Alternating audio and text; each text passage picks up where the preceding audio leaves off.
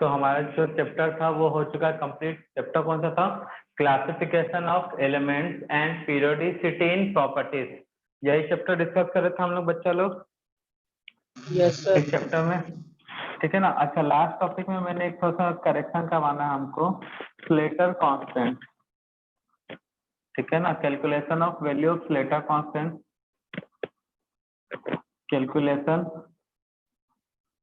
Of value of Slater constant मतलब sigma और scanning constant. तो मैंने क्या बताया था भाई? Value of sigma first for NS and NP for n-1 SPD, third for n-2, ठीक है ना, एंड अदर सभी के लिए वैल्यू कितना लेना है? पहले में कितना था भाई? 0.35, 0.85, 1.0। ये तो ठीक है। एग्जाम्पल मैंने जो डिस्कस किया था वहां पे थोड़ा सा चेंज करना। एग्जाम्पल वही रहेगा, calculation of sigma, calculation of sigma for sodium. तो वहां पे हमने पूरा कैलकुलेट किया था, बट एक पर्टिकुलर इलेक्ट्रॉन के लिए कैलकुलेट होता है ना ये। इसका इलेक्ट्रॉनिक कॉन्फ़िगरेशन क्या था पहले वो देख लेते हैं। कितना था इलेक्ट्रॉनिक कॉन्फ़िगरेशन बच्चा?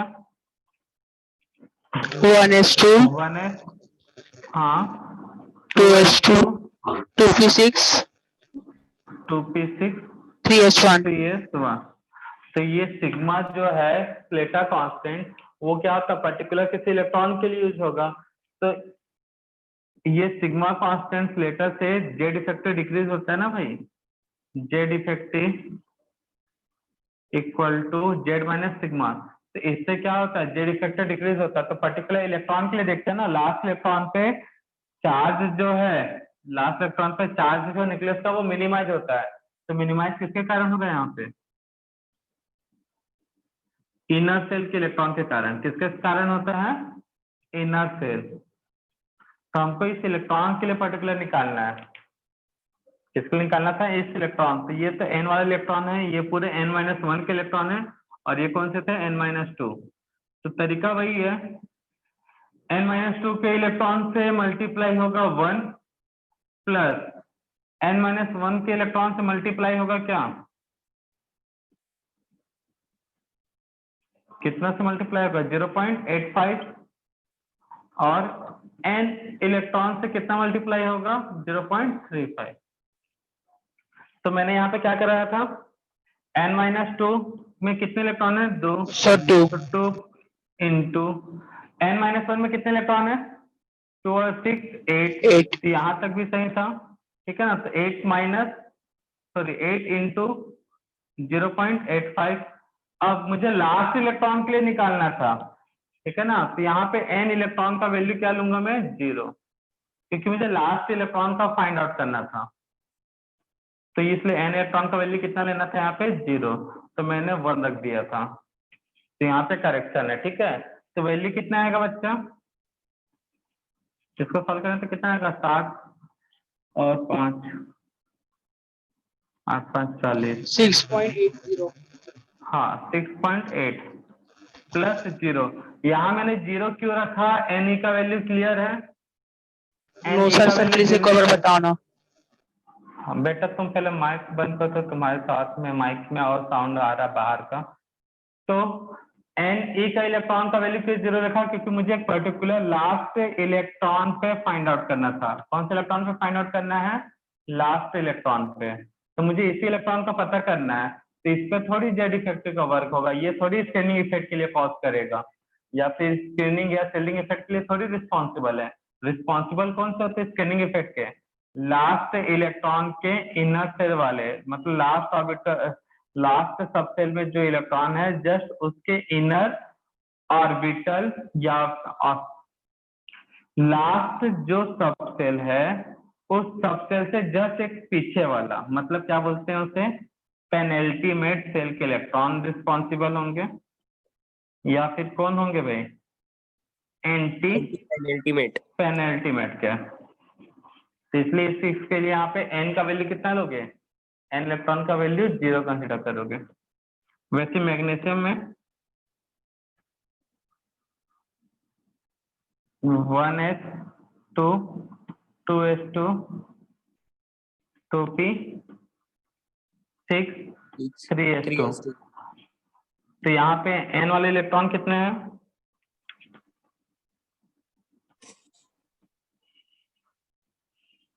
n-1 वाले कितने हैं और n-2 वाले, ये n इलेक्ट्रॉन है, ये n-1 इलेक्ट्रॉन है और ये n-2 इलेक्ट्रॉन है।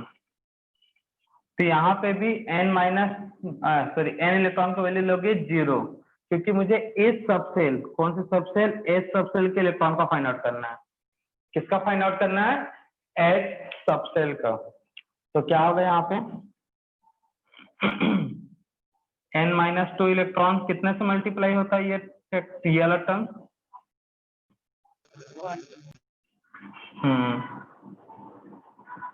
और n इलेक्ट्रॉन कितने से मल्टीप्लाई होगा, 0 से, क्योंकि सॉरी 0 से नहीं, 0.35 से मल्टीप्लाई होगा, लेकिन इसका वैल्यू कितना लोगे, 0। यहाँ पर 1 सर, यहाँ से मल्टीप्लाई होगा नहीं, 0.85, और यहाँ पे 1, ये कितना हो जाएगा, 2 × 1, यहाँ पे ये कितने इलेक्ट्रॉन है, 8, ठीक है, और यहाँ पे कितने आएंगे भाई, इलेक्ट्रॉन कितने कितने से मल्टीप्लाई हुआ है, 0.85, और ये प्लस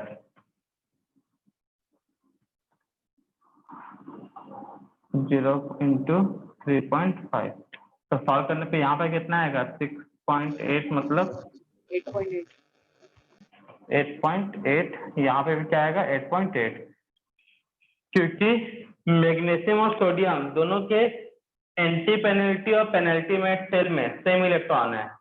मैग्नीशियम और सोडियम दोनों के पेनल्टीमेट और एंटी पेनल्टीमेट सेल में कितने इलेक्ट्रॉन है, इस इलेक्ट्रॉन के लिए निकालना है सिग्मा, ठीक है ना, सिग्मा फैक्टर निकालना है इस पर्टिकुलर इलेक्ट्रॉन के लिए। तो यहाँ पे 8, यहाँ पे 2 सोडियम में, वही केस मैग्नीशियम में है, यहाँ पे 2, यहाँ पे 8, भले लास्ट में 2 इलेक्ट्रॉन है, इसलिए निकालना है, लेकिन अंदर में कितने इलेक्ट्रॉन है, दोनों में सेम। तो बस यही करेक्शन था, लास्ट वाले इलेक्ट्रॉन अगर निकालना है तो उस इलेक्ट्रॉन को काउंट नहीं करना है। कहने का मतलब क्या है, लास्ट में जिस इलेक्ट्रॉन के लिए फाइंड आउट करना है उस इलेक्ट्रॉन को काउंट नहीं करना है। तो ये लास्ट ऑर्बिटल, एस ऑर्बिटल, या फिर जिस ऑर्बिटल के इलेक्ट्रॉन के लिए निकालना है, तुमको जिस ऑर्बिटल के इलेक्ट्रॉन के लिए फाइंड आउट करना है तो उस ऑर्बिटल के इलेक्ट्रॉन को काउंट नहीं करोगे। क्लियर है, किसको काउंट नहीं करना है, जिस ऑर्बिटल के इलेक्ट्रॉन के लिए फाइंड आउट करना है उस ऑर्बिटल के इलेक्ट्रॉन को काउंट नहीं करोगे। जैसे मुझे एस के लिए निकालना, तो एस में 2 इलेक्ट्रॉन थे, कितने इलेक्ट्रॉन थे, 2, तो मुझे इसके दोनों इलेक्ट्रॉन को काउंट नहीं करना है सिग्मा के रिस्पॉन्सिबिलिटी के लिए, ठीक है ना। तो सिग्मा का रिस्पॉन्सिबल फैक्टर कौन से होंगे, n-1 और n-2। हाँ बच्चा बोलो। सर अगर वहाँ पर 3s2 और 5 दिया रहा तो, हाँ, अगर ऐसा रहता, कोई मान लो बोरॉन तो एल्यूमिनियम होता, तब उस समय इसको काउंट करते, इसको काउंट नहीं करते। हेलो सर नहीं तो हाँ बेटा, काउंट ही करना है ना। हेलो, हाँ बेटा बोलो। सर, सिर्फ लास्ट वाले को काउंट करना है ना।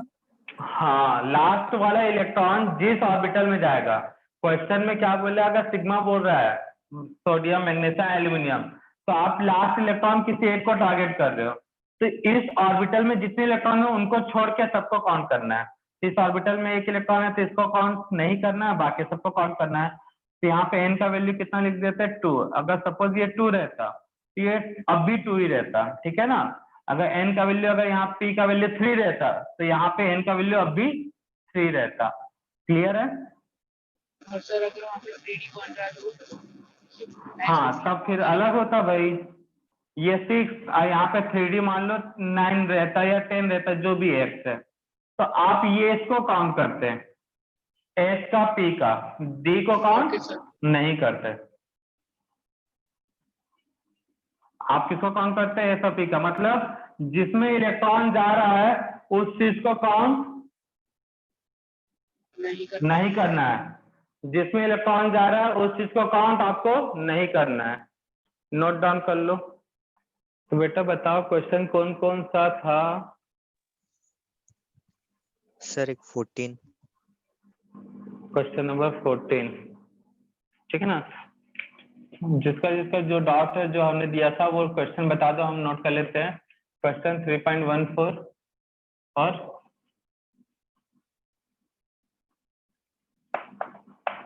बोलो। बस एक ही बच्चे का डाउट है, बाकी सबने पूरा पूरा बना लिया।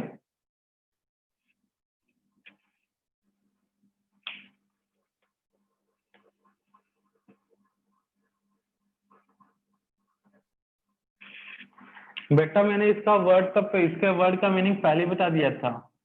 आइसोलेटेड गैसियस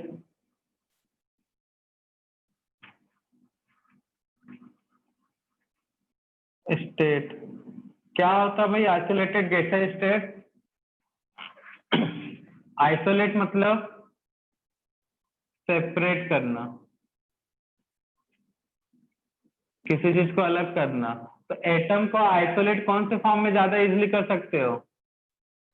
गैसियस फॉर्म में। क्यों कर सकते हो गैसियस फॉर्म में? क्योंकि एटम और एटम के बीच जो बॉन्डिंग होता है वो वीक होता है, तो एलिमेंट को आराम से आइसोलेट कर सकते हो। तो हो गया भाई, आइसोलेट मतलब अलग करना, 10 के भीड़ में से एक एटम को छाट के अलग करना, आइसोलेट करना। गैसियस फॉर्म में क्यों होता है? क्योंकि फोर्स जो होता है अट्रैक्शन फोर्स वो होता है वीक। ये चीज तो हमने पहले बता दिया। और ग्राउंड स्टेट मतलब जो जनरल इलेक्ट्रॉनिक कॉन्फ़िगरेशन होता है वही उसका ग्राउंड स्टेट कहलाता है। Yes sir. तो बच्चा इसमें कितना बड़ा डाउट कैसे आ गया भाई?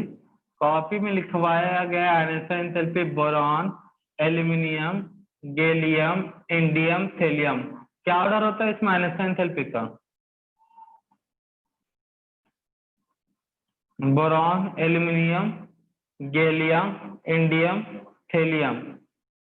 तो सबसे ज्यादा किसका था? बोरॉन। बोरॉन के बाद थेलियम, गैलियम, एल्यूमिनियम, इंडियम। तो इसमें डाउट कहाँ पे है? क्यों होता है ये नहीं बताया हूँ क्या? सर लेंथ सर बताए थे ना। तो फिर ये तो कॉपी के नोट्स को पलटाओगे तो मिल जाता है आंसर। देख लो भाई 3.32 वाला क्वेश्चन फॉर्मूला बनाने के लिए बोल रहा है। तो फॉर्मूला बनाना कितना सिंपल है भाई। लिथियम कौन से ब्लॉक का एलिमेंट है? एस। एस। एस में भी कौन सा? सर थर्ड पीरियड का। वाह रे, नहीं, थर्ड सेकंड पीरियड पीरियड का। का। एस सर में ग्रुप सर पूछ सेकंड रहे हैं पीरियड हम। का। ग्रुप 1। ग्रुप भी थर्ड नहीं है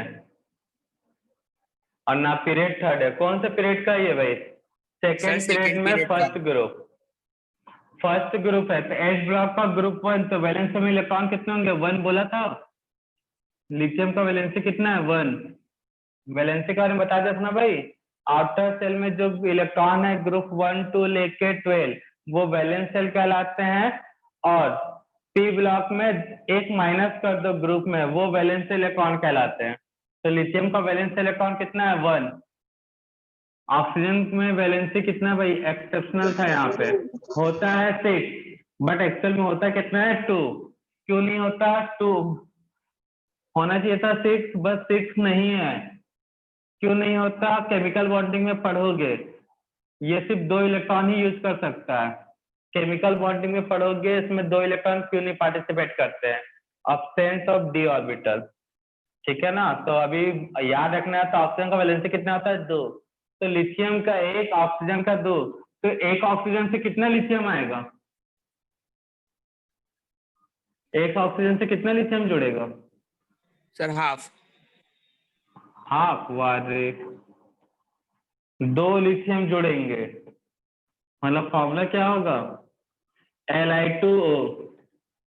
भैया ऑक्सीजन का वैलेंसी 2 है, लिथियम का 1 है, तो एक ऑक्सीजन से कितना लिथियम जुड़ेगा, 2 ही ना जुड़ेगा। मैग्नीशियम का कौन से ग्रुप से एलिमेंट है ये, मैग्नीशियम का वैलेंसी कितना है, 2। नाइट्रोजन का वैलेंसी 3, होना चाहिए था 5 बट है 3, एक्सेप्शनल ये भी जैसे ना ऑक्सीजन में है। तो एक मैग्नीशियम कितने बॉन्ड बनाएगा, 2, और एक नाइट्रोजन कितने बॉन्ड बनाएगा, 3। तो भैया दोनों को उल्टा दे दो, मैग्नीशियम को 3 दे दो, नाइट्रोजन को 2 दे दो। जब भी इस तरह का क्वेश्चन होता है इंटरचेंज कर दिया करो वैलेंसी के साथ। मतलब Mg का वैलेंसी 2, नाइट्रोजन का वैलेंसी 3, इंटरचेंज कर दो, बन गया फॉर्मूला Mg3N2। लिथियम और ऑक्सीजन, लिथियम का वैलेंसी 1, ऑक्सीजन का वैलेंसी 2, इंटरचेंज कर दो वैल्यू को। Li2O, बेटा माइक म्यूट करके रखो, किसी का माइक बड़ा डिस्टर्ब कर रहा है।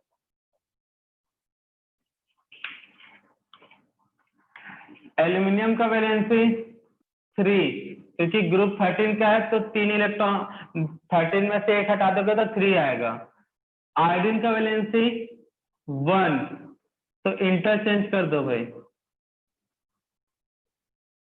Al(I3). सिलिकॉन का वैलेंसी, सिलिकॉन का वैलेंसी कितना, कार्बन फैमिली का है ग्रुप 14, तो वैलेंसी 4। ऑक्सीजन का वैलेंसी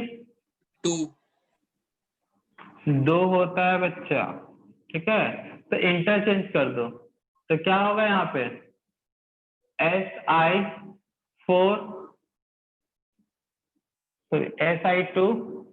Si2O4, इसको सिंपलेस्ट रेशियो बनाओगे तो क्या आएगा, SiO2, ठीक है ना, उसको सिंपलेस्ट फॉर्म में कन्वर्ट करना।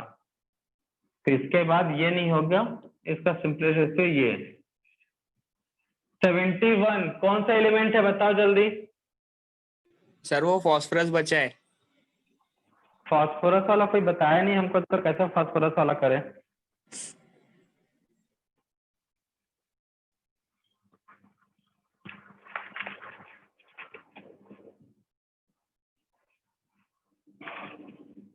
अच्छा ये वाला 5th वाला, उसको भी कराना ही पड़ेगा। फ्लोरीन का वैलेंसी कितना होता है, 1। 1, एक्सेप्शनल है, ठीक है ना, होना चाहिए था, चलो एक्सेप्शनल क्या, ठीक है, ऑक्टेट इनकम्प्लीट होगा तो यहाँ पे, लेकिन याद ना क्लोरीन 7 वैलेंसी भी शो करता है, फ्लोरीन के बाद क्लोरीन, ब्रोमीन, आयोडीन। थोड़ा सा एक्सेप्शनल इसलिए बोला मैं क्योंकि फ्लोरीन हमेशा 1 वैलेंसी शो करता है, क्लोरीन +1, मतलब 1 के साथ 3, 3 के साथ 5, 5 के साथ 7, इतना वैलेंसी भी शो कर सकता है। वैसा ही काम ब्रोमीन, वैसे ही काम आयोडीन। फिलहाल हम क्लोरीन की बात कर रहे हैं, तो इसकी वैलेंसी कितना है, 1। फास्फोरस का वैलेंसी कौन से ग्रुप का है, सर 4। फास्फोरस 4 ग्रुप का है। फास्फोरस कौन से ग्रुप का एलिमेंट है, 15। तो वैलेंस सेल में कितने इलेक्ट्रॉन होंगे, 5। तो क्रॉस मल्टीप्लाई कर दो बस, फास्फोरस 5, बट ये कंपाउंड होता है हाईली अनस्टेबल, बनाएगा PF3। नाइट्रोजन फैमिली 3 भी शो करते हैं, 5 भी शो करते हैं, ऊपर से नीचे जाने पे +5 का वैलेंसी वाला स्टेट होता है वो डिक्रीज होता है। उसके बाद तो ये थोड़ा सा याद रखने वाला चीज, 71 कौन सा एलिमेंट है बताओ जल्दी, ल्यूटीशियम F ब्लॉक से, क्लोरीन, इनकी भी वैलेंसी होती है 3, क्लोरीन का 1, क्रॉस चेक करो। और क्या, बस हो गया, सिंपल सा तो चीज है भाई, फॉर्मूला बनाना तो और सिंपल सा है, बना लोगे सब फॉर्मूला। क्वेश्चन नोट करो, write the chemical formula write the chemical formula of given compound. तो first sodium and oxygen, second magnesium and oxygen, third aluminium and oxygen, fourth sodium and OH minus होता है, ठीक है ना। Fifth magnesium and OH, six aluminium and OH. जितना negative charge जितना है उतना ही उसका वैलेंसी है। Sodium and SO4 2 minus, magnesium and SO4 2 minus, aluminium and SO4 2 minus,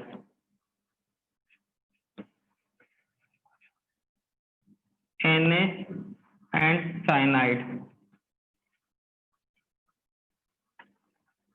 magnesium, calcium and cyanide,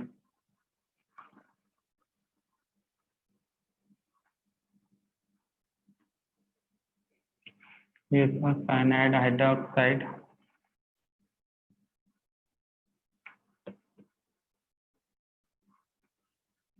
potassium and nitrite,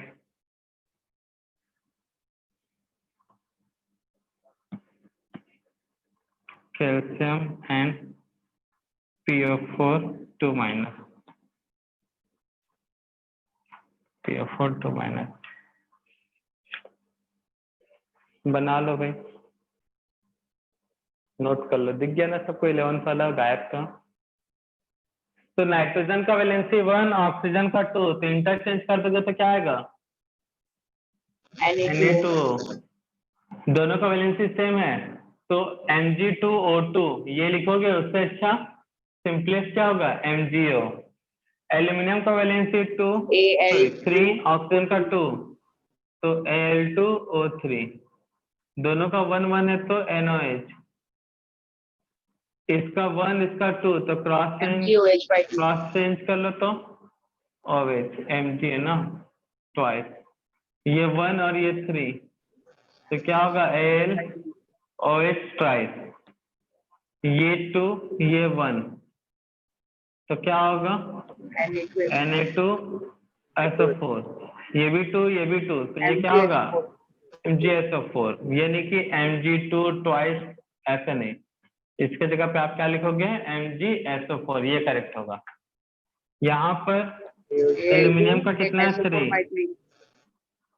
SO4 और ये कितना होगा? 3। दोनों का 1 1 है तो NaCN, CaCN2, KNO3, दोनों का 2 2 है तो CaPO4। तो इस तरह से सॉल्व किया जाता है स्ट्रक्चर, दो अलग अलग कैटायन और अलग अलग एनायन को लेकर।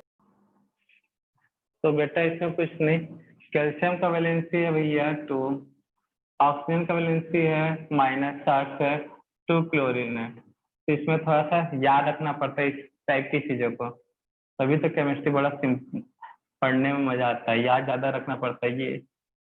ये एक पॉसिबल स्ट्रक्चर है, तो ये आपको याद रखने में रखोगे तो रेडॉक्स का एक क्वेश्चन सॉल्व हो जाएगा, चैप्टर 1 रेडॉक्स है, उस जगह पे ये सॉल्व हो जाएगा।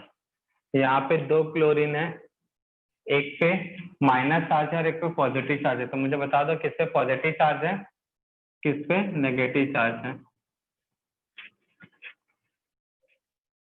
तो याद रखना पड़ता है, बताओ किस पे नेगेटिव किस पे पॉजिटिव चार्ज है?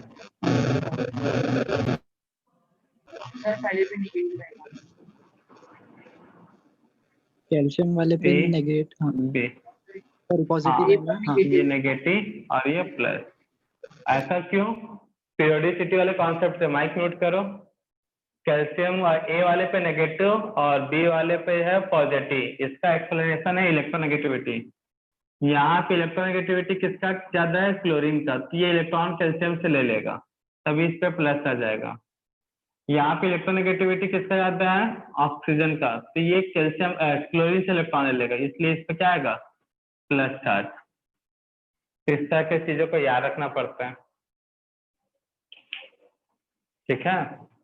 तो चार्ज आपका पॉजिटिव और नेगेटिव चार्ज दोनों बैलेंस होना चाहिए फॉर्मूले के अंदर, इस तरह से बनता है वो, तो उसको याद रखोगे तो जल्दी बनेगा। पढ़ते पढ़ते समझ में आ जाता है भाई किस पे कितना चार्ज रखना है, किस पे कौन सा होगा। तो ये अगर इसको सॉल्व करें तो रेडॉक्स रिएक्शन में क्वेश्चन सॉल्व हो जाएगा अच्छे से। वहां पे ये क्वेश्चन पूछा जा चुका है JEE में, oxidation state of chlorine in bleaching powder CaOCl2। तो वहां पे एक पॉजिटिव चार्ज में क्लोरीन -1 और एक +1। तो कल का ये table P block general electronic configuration and ये पूरा टेबल जिस फॉर्म में बताया, खास करके ग्रुप नंबर, वैलेंस इलेक्ट्रॉन और कौन कौन से पीरियड का है, ये एकदम रटा होना चाहिए, ठीक है ना। तो ये नेक्स्ट चैप्टर में काम आएगा और बाकी सब हम लोग नेक्स्ट क्लास में ही डिस्कस करेंगे।